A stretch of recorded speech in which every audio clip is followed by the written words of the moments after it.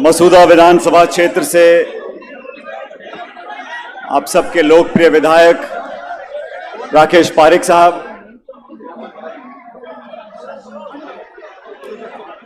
पूर्व मंत्री राजनीति चौधरी जी, चाकसू से विधायक वेद प्रकाश सोलंकी साहब, पूर्व मंत्री पूर्व विधायक पुष्कर से नसीम अख्तर जी, हमारे पूर्व विधायक ब्रह्मदेव कुमावत साहब, रामनारायण गुर्जर साहब, लक्ष्मीलाल जी, पूर्व विधायक नानूराम कुमावत साहब, हंगामीलाल मेवाड़ा जी, भूपेंद्र सिंह राठौड़ साहब, विजय जैन साहब, महेंद्र सिंह रलावता जी, हेमंत भाटी जी, महेंद्र शर्मा जी, हमारे ब्यावर से प्रत्याशी रहे पारस जैन साहब, कमल बाकोलिया जी, सचिन साकला जी,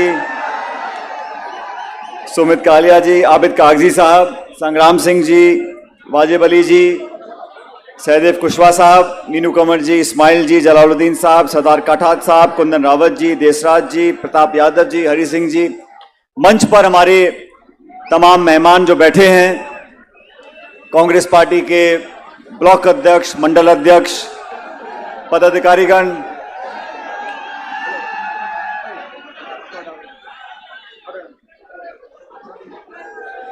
यूथ कांग्रेस के, एनएसयूआई के, महिला कांग्रेस के, सेवा दल के सभी हमारे पदाधिकारीगण, इस किसान सम्मेलन में मौजूद आदरणीय बुजुर्गों, नौजवान दोस्तों, प्यारे बच्चों, माताओं, बहनों और पत्रकार बंधुओं, मैं धन्यवाद देना चाहता हूं राकेश पारिक साहब का कि इन्होंने आज इस क्षेत्र में जो तमाम विकास के कार्यक्रम थे, विकास की योजनाएं थीं, उसका यहाँ पर उद्घाटन किया, शुभारंभ किया, मुझे भी यहाँ पर आने का न्योता दिया।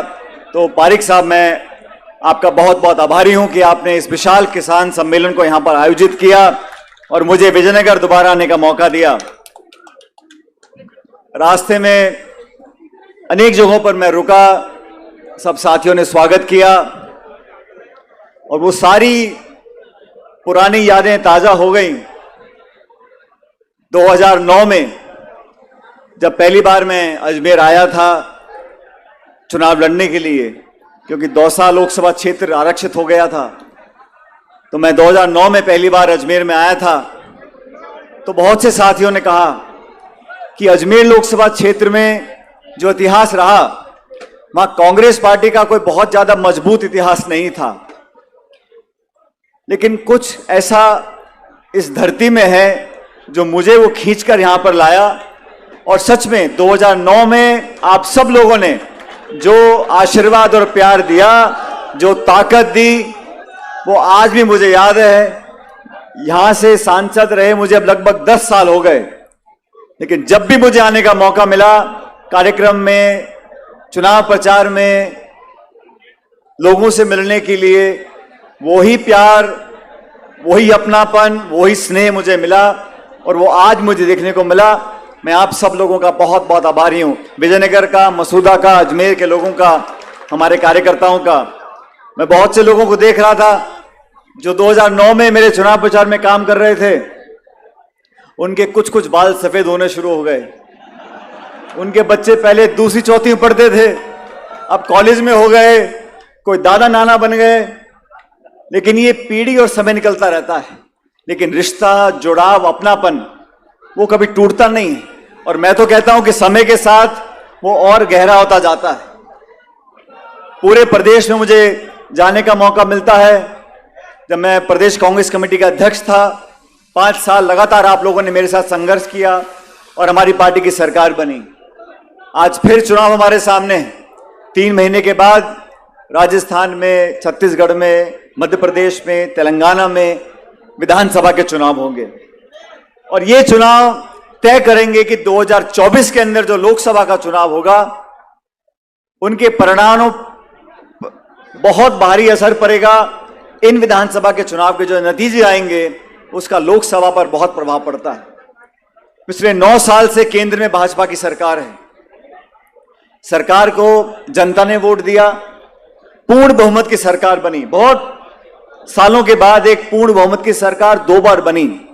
एक विश्वास लोगों ने दिया था भाजपा को मुझे दुख के साथ कहना पड़ता है कि 9 सालों में हर वर्ग आज अपने आप को ठगा हुआ महसूस करता है। हमारी माताएं बहनें यहां पर मौजूद हैं, हमारे किसान भाई मौजूद हैं। हर वर्ग को वोट लेने के बाद सिर्फ पीड़ा, दुख और परेशानी देने का काम किया है।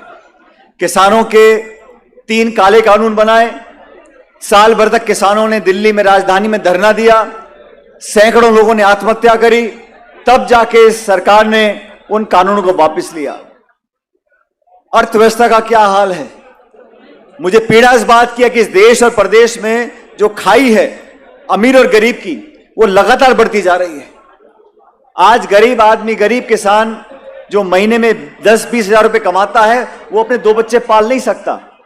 आज फल फूल, साग सब्जी, जो भी चीज बाजार में मिलती है, उसकी कीमतें आसमान छू रही हैं।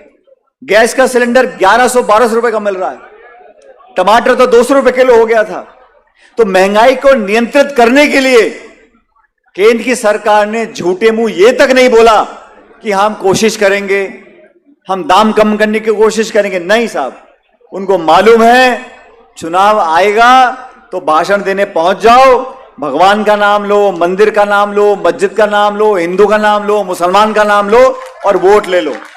वोट लेने के बाद ना नौजवान को नौकरी मिल रही है, ना गृहिणियों के जीवन को बेहतर करने के लिए महंगाई को कम किया जा रहा है। विकास के नाम पर इतना बड़ा मुल्क हमारा है, ये जो विकास हो रहा है तो हो ही रहा है, लेकिन सरकार ने ऐसा कौन सा काम किया है जिससे आम व्यक्ति को थोड़ा फायदा मिले। मैं मनमोहन सिंह जी की सरकार में मंत्री थे, हम लोग नरेगा लेकर आए, गरीबों के लिए योजनाएं लेकर आए, आयोजन ऐसा करते थे कि जो गरीब आदमी उसकी जेब तक पैसा पहुंचे। आज दुख की बात मुझे कहना पड़ रहा है कि केंद्र की सरकार एक ऐसी सरकार, ऐसी पार्टी के पास है जो केंद्र में तो सत्ता में फेल हो गई और राजस्थान में विपक्ष में फेल हो गई।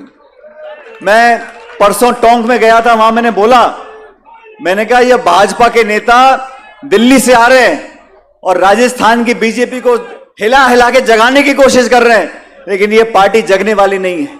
राजस्थान में बीजेपी का जो हाल है आपके सामने है। लोकतंत्र में विपक्ष की पार्टी का एक बहुत बड़ा भूमिका होती है, सरकार की भी होती है, विपक्ष की भी होती है। दुख इस बात का है कि सदन के अंदर विधानसभा में या सदन के बाहर भारतीय जनता पार्टी ने अपनी जिम्मेदारी को निभाया नहीं। जब दिसंबर में चुनाव होंगे, पिछले 25-30 साल से क्या हो रहा है, 5 साल सरकार कांग्रेस की बनती है, 5 साल भाजपा की बनती है। ये लगातार 5-5 साल का क्रम चलता आ रहा है। कि मुझे ऐसा एहसास हो रहा है इस बार कि 2023 में इतिहास रचा जाएगा और पुनः कांग्रेस पार्टी की सरकार यहां बनेगी। वो इसलिए बनेगी कि हम लोगों ने अपने अपने क्षेत्रों में काम किया है। मुझे कहने में कोई संकोच नहीं है, राकेश पारिक साहब हमारे विधायक बनकर गए मसूदा से। इन 5 सालों में सचिवालय हो, मंत्री का घर हो, मंत्री का दफ्तर हो, उसके पीछे पढ़ पढ़कर पानी हो, बिजली हो, चिकित्सा हो, स्कूल हो, सड़क हो, जो भी हो, पारिक साहब ने उनके प्राण भी लिए मंत्रियों के, लेकिन आपके क्षेत्र में काम करवा कर लेकर आए हैं। मैं उनका बहुत साधुवाद देना चाहता हूं। जब मैं सरकार में था, मैं इसलिए कह रहा हूं कि जब मैं सरकार में था तो मेरा भी कुर्ता छोड़ा नहीं। विधानसभा के अंदर, सचिवालय के अंदर खींच के सड़क, हैंडपंप, बिजली, पानी जो करा सकते थे मसूदा के लिए कराया। और मेरा भी मसूदा के प्रति दिल में खास जगह है, इसलिए जितना ज्यादा हो सका हम लोगों ने मसूदा विधानसभा क्षेत्र में काम कराने की कोशिश करी है। तो साथियों, इस चुनाव के अंदर बहुत सोच समझकर हमें अपने मत का प्रयोग करना है। और मैं जानता हूं कि पिछली बार जब विधानसभा चुनाव हुए थे तो इस क्षेत्र से बहुत लोग चुनाव लड़ गए थे, लेकिन आपके आशीर्वाद से कांग्रेस पार्टी जीत कर गई थी। और ये बात जो पारिक साहब ने बोली है, मैं भी दोहराना चाहता हूं। तरह तरह की बातें आएंगी, कोई चर्चा करेगा, कोई संवाद करेगा, कोई घोषणा करेगा, कोई अफवाह फैलाएगा, लेकिन मैं कहना चाहता हूं कि मसूदा विधानसभा क्षेत्र से कांग्रेस पार्टी जीतकर जाएगी और आपके दम पर जीतकर जाएगी। अब जब चुनाव आते हैं उससे पहले बहुत सारे चुनाव से ठीक पहले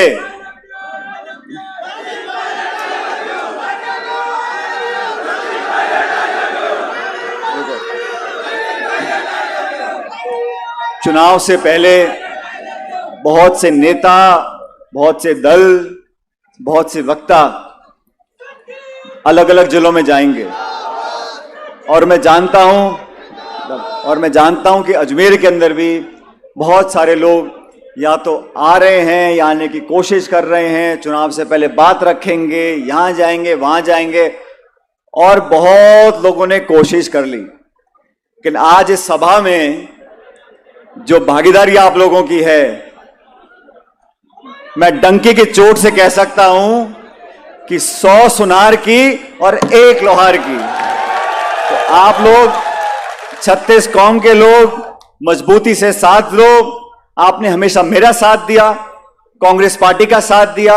जब जब मैंने समर्थन मांगा है आप लोगों ने भरपूर असीम आशीर्वाद हम लोगों को दिया है। आज भी हम लोग हर योजना, हर नीति, हर कार्यक्रम, हर बजट हमारा बनता है तो सबसे पहली चिंता हमारी होती है नौजवानों की मदद कैसे हो सकती है, किसान भाइयों की मदद कैसे हम लोग कर सकते हैं।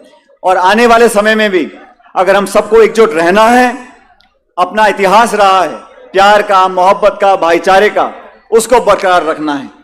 राकेश पारिक साहब आपके विधायक रहे लगभग 4.5 साल हो गए। मैं भी पहली बार विधानसभा में गया, पंडित जी पहली बार विधानसभा में गए, हम दोनों विधानसभा में अपने अपने क्षेत्रों के लिए हमने काम किया, लेकिन उससे भी ज्यादा हमने संगठन पार्टी के लिए अपना काम और योगदान दिया है। मैं उम्मीद रखता हूं कि मसूदा विधानसभा क्षेत्र के मतदाताओं से अपील करना चाहता हूं कि पहले की तरह मजबूती से आप लोग एकजुट रहो और कांग्रेस पार्टी को भारी बहुमत देकर यहां से जिताना।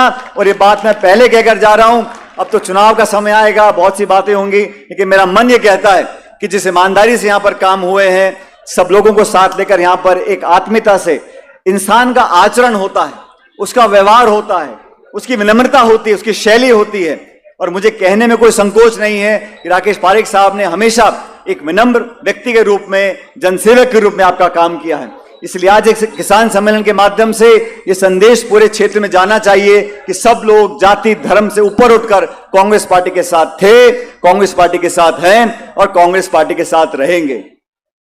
जहां तक मुझसे पहले वक्ता वेद सोलंकी जी बोल रहे थे, राजेंद्र चौधरी साहब बोल रहे थे, जोधपुर से आते हैं, बहुत सारी बातें बोली, लेकिन मैंने भी अपनी बात जब मुझे रखनी होती है मैं संकोच नहीं करता हूं, मैं बेबाकी से अपनी बात को रखता हूं। मुझे लगता है जो प्रदेश के हित में है, नौजवानों के हित में, संगठन के हित में, पार्टी के हित में, सरकार के हित में, उन बातों को मैं रखता हूं ताकि जनता की आवाज हम दिल्ली जयपुर तक पहुंचा सकें। आप सब लोगों से मैं उम्मीद रखता हूं कि आपसी हमारा भाईचारा और प्रेम है, इसको बना के रखें। हमारे विरोधी दल के लोग हो सकता है ऐसी बातों को फैलाएं जिसमें आपस में टकराव हो या आपस में असहमति फैले, लेकिन आप समझदार लोग हो। आज जो विकास के काम हुए उसके लिए मैं पारिक साहब आपको बहुत बहुत बधाई देता हूं। सैकड़ों करोड़ रुपए के यहां पर काम हुए, जनता को उसका लाभ मिलेगा। और आप लोगों ने, इस क्षेत्र के लोगों ने हर समय कभी कभी राजनीति में अच्छा भी आता है, बुरा भी आता है, ये तो गाड़ी का चक्र घूमता रहता है, क्यों मोलक जी, घूमता रहता है। तो अजमेर के लोगों ने, मसूदा के लोगों ने हमेशा हमारे को संबल दिया है, आशीर्वाद दिया है और ताकत दी है। मैं उम्मीद करता हूं कि यही प्यार, प्रेम और आशीर्वाद आपका भविष्य में बना रहेगा। क्या करें?